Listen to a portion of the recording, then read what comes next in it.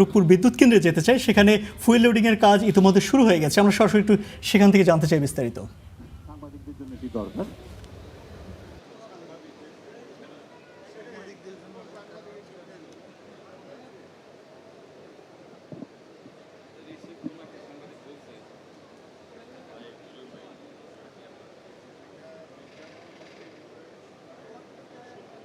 Distinguished guests, if you come forward at this stage, we'll have a photo session.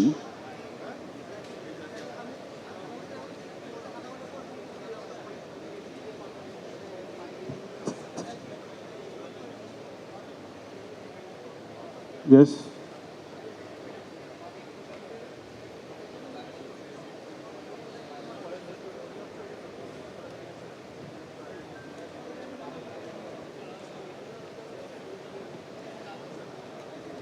That's great.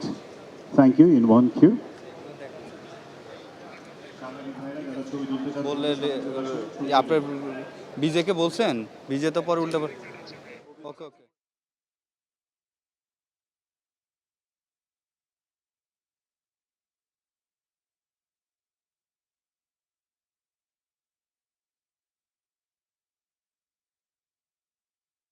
যেখানে বাংলাদেশের বিজ্ঞান প্রযুক্তি বিষয়ক যে মন্ত্রী রয়েছেন, উপদেষ্টা রয়েছেন এবং রাশিয়ার যারা এর উপর পারমাণবিক বিদ্যুৎ কেন্দ্রের সাথে যুক্ত, তারা একত্রে একসাথে মঞ্চে ছবি তুলছেন। ঠিক কিছুক্ষণ আগেই আমরা যেটি দেখেছি, তারা প্রেস করে একটু বাটনে প্রেস করে যেই জ্বালানি লোডিংয়ের যে কার্যক্রম সেটি উদ্বোধন করলেন এবং কিছুক্ষণ আগ থেকে সেটি বলতে চাই যে 3:33 সময়ের উপর পারমাণবিক বিদ্যুৎ কেন্দ্রের জ্বালানি লোডিং শুরু হয়েছে। এটি 1 থেকে 1.5 মাস চলবে, তারপরে পরীক্ষা নিরীক্ষা হবে, তারপর জাতীয় গ্রিডে বিদ্যুৎ যুক্ত হবে।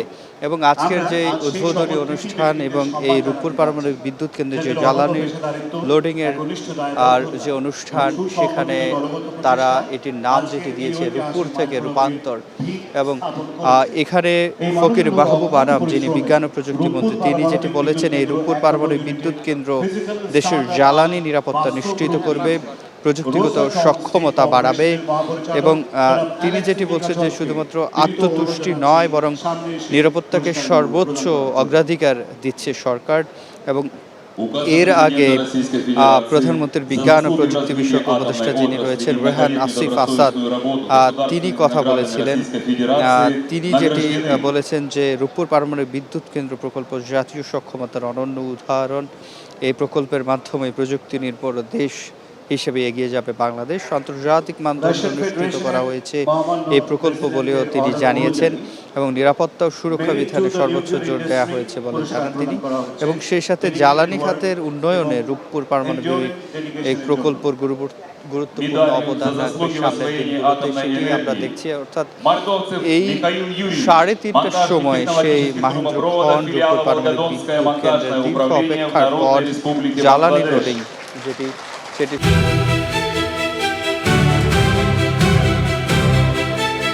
হচ্ছে এখানে যারা এর উপর পারমাণবিক বিদ্যুৎ কেন্দ্রের সাথে যুক্ত এবং আন্তর্জাতিক যারা এই পারমাণবিক শক্তি নিয়ে কাজ করেন তাদেরকে দেখা যাচ্ছে। এবং আন্তর্জাতিক পরমাণু শক্তি সংস্থার মহাপরিচালক রাফায়েল গ্রসি, তিনিও কিন্তু কথা বলেছেন।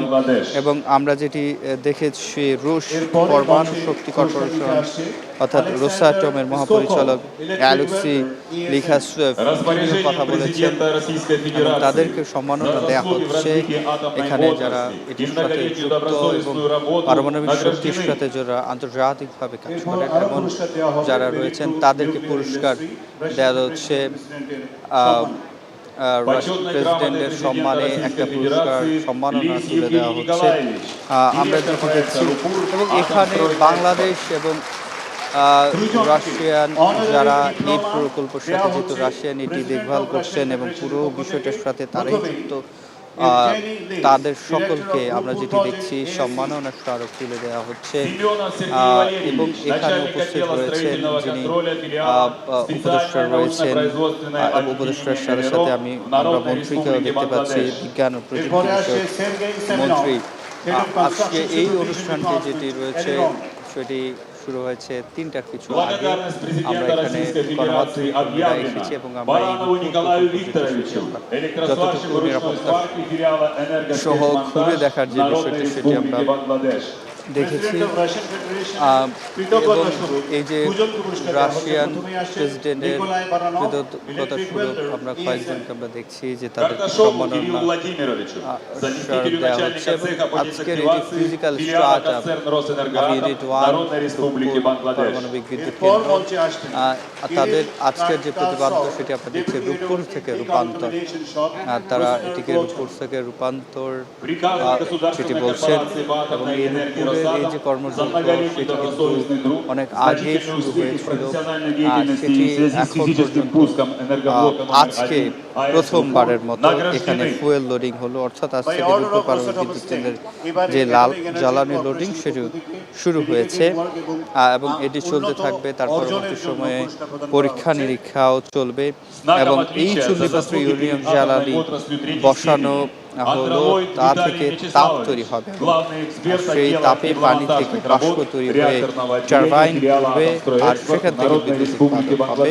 পাবনার রূপপুরে বিদ্যুৎ কেন্দ্রের যে 2টি ইউনিট, তার মধ্যে প্রথম ইউনিটের চুল্লিপাত্রে আজকে জ্বালানি প্রবেশ করা হয়েছে এবং বিজ্ঞান ও প্রযুক্তি মন্ত্রণালয় বলছে বাণিজ্যিকভাবে বিদ্যুৎ উৎপাদন আগে এটি আসলে চূড়ান্ত ধাপ এবং এই ধাপে পরীক্ষামূলক বিদ্যুৎ উৎপাদন শুরু হবে আগামী আগস্টে। তারা জাতীয় গ্রিডে 300 মেগাওয়াট বিদ্যুৎ সরবরাহ শুরু করা হবে। জ্বালানি প্রবেশ কার্যক্রমের উদ্বোধনী অনুষ্ঠানে উপস্থিত থাকবেন বিজ্ঞান ও প্রযুক্তি উপস্থিত আছেন এবং তিনি কথা বলেছেন। আমরা তারও কথা শুনেছি। তার যেটি বলছে প্রকল্পের আওতায় আসলে 1200 মেগাওয়াটের 2টি ইউনিট নির্মাণ করেছে রাশিয়ান ঠিকাদারি প্রতিষ্ঠান।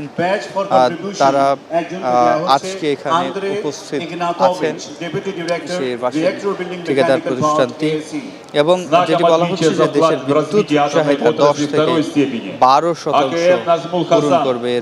অর্থনৈতিক মূল্য অনেক বেশি এবং এখানে দক্ষ জনবল যারা রয়েছেন তারা কাজ করছে এবং তারা বলছেন যে আগস্টের তৃতীয় সপ্তাহের মধ্যে জাতীয় গ্রিডে পরীক্ষামূলক শুরু হবে।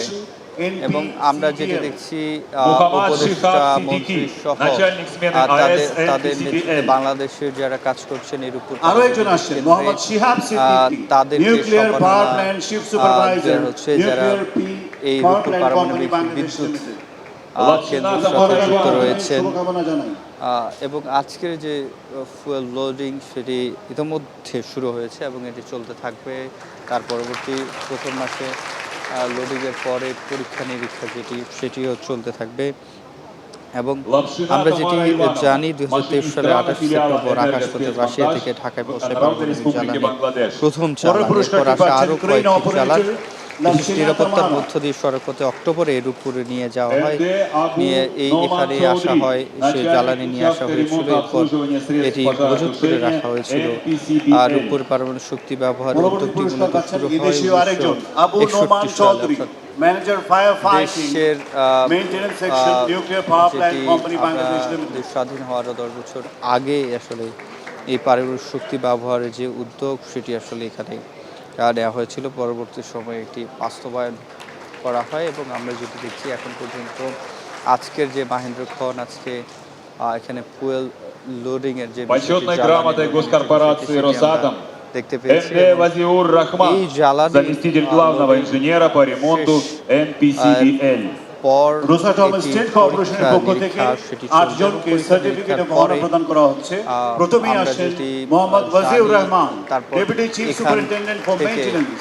সেটি জাতীয় গ্রিডে যুক্ত করা হবে। এবং ফকির মাহবুব আনাম যিনি বিজ্ঞান প্রযুক্তি মন্ত্রী তিনি কথা বলেছিলেন। তিনি যেটি বলেছেন যে এটি রূপপুর পারমাণবিক বিদ্যুৎ কেন্দ্র দেশের পারমাণবিক শক্তি আমাদের প্রযুক্তিগত